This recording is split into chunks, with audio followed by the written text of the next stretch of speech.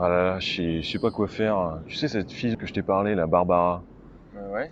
Bah, Barbara, à chaque fois que j'ai essayé de la contacter, elle a dit qu'elle est pas chez elle, du coup, bah, pas moyen de la contacter. Enfin, je sais pas quoi faire, tu sais? Bah, d'ailleurs, je t'ai pas raconté. J'ai un oncle qui a un ami qui lui-même connaît quelqu'un.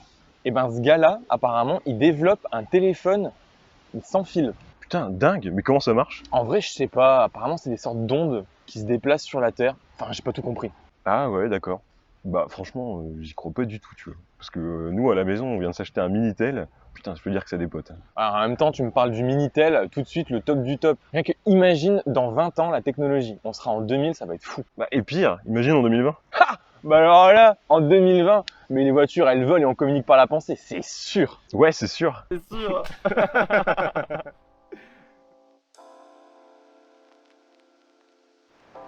Ouais, bah là, je suis en train d'arriver. J'arrive là, c'est juste qu'il y a du monde. J'arrive, Réseau de merde. Ouais, oh, ça va, je démarre là.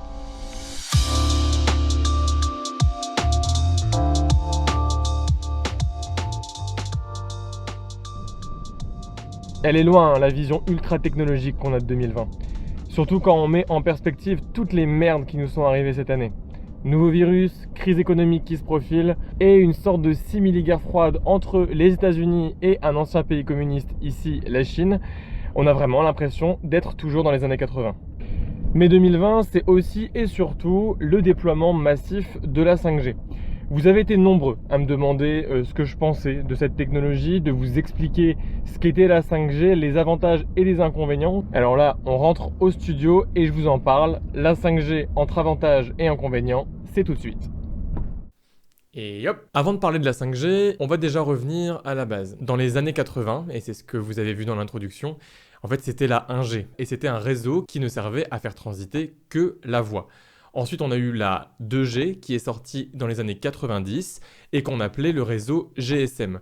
Ce réseau permettait de faire transiter un tout petit peu de données jusqu'à un débit maximal théorique de 200 kilo-octets par seconde. Ensuite, dans les années 2000, c'est la 3G qu'on appelait l'UMTS, et là on avait des débits théoriques de 30 mégaoctets par seconde. Actuellement, on tourne sur la 4G depuis des années 2010, qui s'appelle également LTE, et c'est ce réseau qui majoritairement est utilisé aujourd'hui. Le passage de la 4G à la 5G va être un petit peu l'équivalent du passage de l'ADSL à la fibre pour les connexions fixes.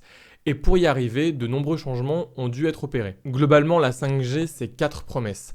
Tout d'abord, une rapidité qui est accrue. C'est ensuite une faible latence, permettant de nombreux usages, mais ça, on va en parler après. C'est également, et ça c'est très important, la promesse d'une moindre consommation d'énergie. Et enfin, ce sera la possibilité à un très grand nombre d'utilisateurs de se connecter en même temps, sans perte de réseau.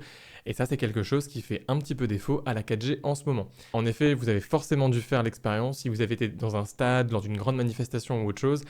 Quand vous essayez d'envoyer une photo ou essayer juste de dialoguer avec quelqu'un, et ben il y a des chances que Internet ne passe plus parce que le réseau est saturé. Avec ce nouveau standard, on estime qu'un utilisateur pourra télécharger un film de 33 Go en moins de 10 secondes. Avec de telles promesses et cette rupture technologique, on se doute bien qu'il y a des enjeux commerciaux derrière qui sont très importants. On pense notamment au télétravail qui pourra se développer encore plus puisqu'on aura moins de difficultés à se connecter, on pourra s'échanger facilement de gros dossiers et être connecté sans latence et avoir l'impression d'avoir le collègue avec nous. Une meilleure connexion à Internet permettra également à l'intelligence artificielle d'être boostée et ça on va certainement le retrouver notamment dans les voitures connectées et autonomes comme les Tesla par exemple qui ont besoin de transférer beaucoup de données et de traiter énormément de données pour pouvoir piloter sereinement. Ensuite, il y a tout le domaine du streaming, parce que si la 4G a démocratisé le streaming vidéo sur mobile, la 5G, ça sera de nombreux autres usages,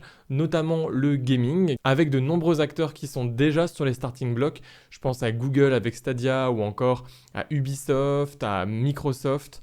Il y a beaucoup d'acteurs qui sont sur ce secteur et qui attendent la 5G pour pouvoir exploiter un parc encore plus grand. Enfin, une des spécificités de la 5G, c'est qu'une antenne va pouvoir choisir entre tel ou tel objet pour prioriser le réseau. Et ça, c'est très important parce que ça va permettre de ne pas faire saturer le réseau et surtout de garder plein d'objets connectés en permanence. Et ça va vraiment être l'essor de ce qu'on appelle l'IoT, Internet of Things ou l'Internet des objets. Et l'Internet des objets, en fait, c'est avoir un environnement connecté On va donc avoir des villes de plus en plus intelligentes, ce qui permettra par exemple de ne plus devoir attendre 5 ou 10 minutes à un feu rouge en pleine nuit quand il n'y a personne dans les environs. Donc je vais m'arrêter là sur les avantages de la 5G, j'ai pas envie d'être trop technique, il y a beaucoup de points. Je vous laisserai vous renseigner là-dessus, mais moi ce qui m'intéresse un petit peu plus précisément, c'est les difficultés. Parce que vous avez dû en entendre parler, dès qu'on parle de 5G, on n'en parle pas que en positif. Donc là, je vais vous parler des points qui potentiellement pourraient poser problème. Tout d'abord, la portée du réseau 5G est vraiment réduite par rapport à la 4G. Et ça s'explique puisque ce réseau utilise ce qu'on appelle des ondes millimétriques. Et ces ondes millimétriques, aussi beaucoup plus que les ondes 4G qui sont généralement centimétriques, donc plus grandes. Et comme elles sont plus grandes, elles peuvent parcourir plus d'espace, ce qui n'est pas le cas du réseau 5G. Et comme la portée est réduite, on va avoir besoin de nombreuses antennes relais pour amplifier ce signal, ce qui est une vraie difficulté technique de devoir développer autant d'antennes. Ensuite, et c'est un des plus gros points, c'est la question sur la santé. Depuis plus de 20 ans maintenant, l'homme est exposé au réseau mobile et force est de constater que on n'a pas encore suffisamment d'études qui nous prouvent que ce réseau est nocif. Certaines études pointent un risque de perturbation cérébrale, de perte légère de la mémoire, mais pour autant, après autant d'années exposées aux ondes, si les ondes mobiles avaient été dangereuses, on le saurait. Malgré tout, restons prudents puisque les ondes et les différents réseaux changent régulièrement et là avec la 5G, on parle quand même d'un réseau totalement différent et donc il est possible que à l'avenir, on découvre des problèmes liés à ces réseaux. Et ces incertitudes, elles existent d'autant plus que, et c'est une spécificité de la 5G comme je vous en parlais, ce nouveau réseau va développer l'Internet des objets et donc de nombreux objets qu'on porte près du corps, comme par exemple une montre ou on aura encore plus tard des vêtements connectés. Et tous ces objets connectés qui communiquent entre eux émettent des ondes et donc irradient en continu notre corps. On verra donc à terme les effets sur la santé.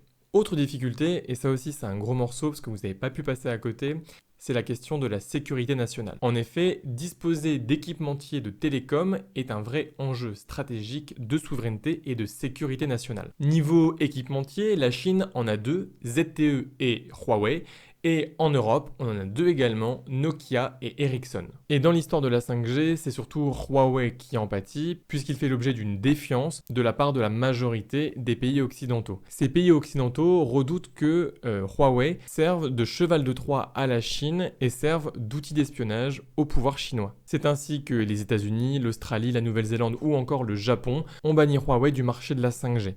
En France, le discours est un petit peu différent puisqu'on estime qu'il n'y a pas vraiment de danger imminent, mais on encourage quand même les entreprises à se fournir auprès d'autres équipementiers télécoms. Pour autant, toutes ces accusations envers Huawei sont encore aujourd'hui invérifiables et donc Huawei est forcé de rester sur le bas-côté et de voir tous ses concurrents progresser sur la 5G. Et enfin, dernière difficulté, c'est la lenteur du déploiement. Parce que dès que je vous évoque la 5G, il y en a beaucoup qui se posent la question, c'est pour quand? Et c'est pas pour tout de suite. Parce que même s'il y a de nombreux pays qui sont en avance, je pense notamment aux États-Unis, à la Corée du Sud, à la Suisse et même à la Belgique qui développe tous ces réseaux depuis plus d'1 an, en France, la situation est un petit peu différente. Début 2020, les 4 acteurs historiques, Orange, Bouygues, SFR et Free, ont été autorisés par l'ARCEP, qui est l'autorité de régulation des réseaux, à se porter candidat à l'attribution des différentes bandes de fréquences pour la 5G. On connaîtra le résultat de ces candidatures que là, dans 1 mois, en fin septembre 2020, et on pourra espérer un début de déploiement qu'à la fin d'année 2020, voire début 2021, et encore que pour certaines grosses villes. Donc clairement, c'est pas tout de suite, on est encore assez loin d'un déploiement massif du réseau. Et si maintenant on me pose la question, est-ce que ça vaut le coup d'investir à tout prix dans un téléphone 5G? Je vous en ai déjà parlé, mais la réponse c'est non. Vous avez encore le temps et si vous avez des super offres sur un smartphone 4G, allez-y. En tout cas, voilà ce que j'avais à vous dire sur le sujet de la 5G. Je vous l'ai dit, j'ai pas été extrêmement en détail, il y a plein de points vachement intéressants et ça, je vous mets quelques liens en description si vous voulez creuser. Pour autant, vous le voyez bien, la 5G, c'est quand même beaucoup de difficultés à appréhender. Que ce soit niveau économique, niveau politique ou encore niveau de la santé, c'est quelque chose qu'il va falloir surveiller de près parce que ça ne va pas être anodin. Et donc, si la vidéo vous a plu, je vous invite à liker la vidéo et à vous abonner. C'est très important pour moi. En attendant, je vous dis restez curieux et à bientôt pour une prochaine vidéo. Allez, salut!